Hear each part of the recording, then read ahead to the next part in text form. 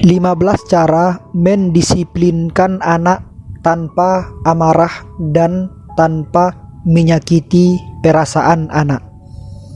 Yang pertama, tentukan batasan waktu maupun penjadwalan. Cara pertama melatih anak agar disiplin sejak dini ialah dengan membantu si kecil membuat jadwal sekaligus mematuhi jadwal yang dia buat. Yang kedua, kurangi bentakan dan perbanyak tindakan. Cara terbaik untuk mendisiplinkan si kecil dengan menuntunnya kepada kebiasaan positif yang ingin Anda biasakan.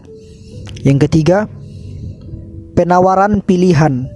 Sebagai orang tua, Anda berperan dalam mengarahkan dan membiarkan si kecil memilih, dan Anda dapat memberitahukan si kecil kemungkinan konsekuensi yang diterimanya. Yang keempat, tidak membentak tapi tegas.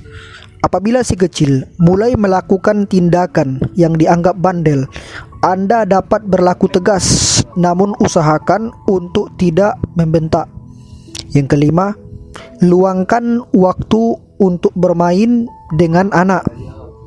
Si anak membutuhkan teman untuk bermain dari orang terdekatnya seperti ayah maupun ibu.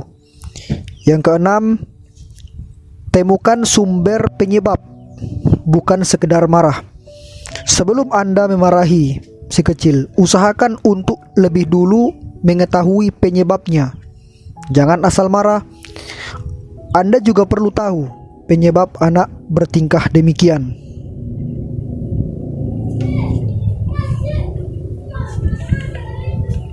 Yang ketujuh, menjadi pendengar yang baik. Ketika anak mengungkapkan apapun yang dilihat maupun dirasakannya, usahakan Anda dapat menjadi pendengarnya yang baik. Saat mulai bercerita, usahakan untuk tidak bermain gadget di depan anak agar si kecil tidak merasa diacuhkan. Yang kedelapan, mengajarkan bukan mengancam. Anda dapat memberikan pengajaran secara bijak ketika si kecil berbuat kesalahan. Yang kesembilan, menegakkan konsekuensi. Saat Anda dengan si kecil membuat kesepakatan dalam memulai sebuah kebiasaan maupun pembuatan jadwal, Anda dapat menerapkan aturan serta konsekuensi yang jelas di rumah. Saat anak melakukan pelanggaran, maka orang tua dapat memberikan konsekuensi meskipun membuat si kecil menangis. Yang ke-10, konsisten. Cara di atas bisa Anda lakukan secara konsisten untuk menumbuhkan rasa disiplin pada anak, meskipun terbilang berat di awal. Cara tersebut dianggap efektif tanpa merusak kejiwaan si kecil dengan memarahinya saat berbuat salah. 11. Berikan contoh bukan teriakan marah. Usahakan sebelum menerapkan perilaku disiplin, Anda dapat memberikan contoh terlebih dahulu kepada si kecil. 12. Menjadikan disiplin sebagai budaya seisi rumah. Anda akan cenderung mengikuti kebiasaan, anak akan cenderung mengikuti kebiasaan orang-orang terdekat, baik orang tua maupun saudara kandungnya. 13. Beritahu cara berbicara dengan baik. Anda dapat mengajarkan si kecil mengenai apa saja yang diperbolehkan maupun tidak diperbolehkan. Namun, usahakan mengucapkannya dengan kalimat yang lebih mudah dipahami si kecil. Yang 14, gunakan bahasa santai tapi positif.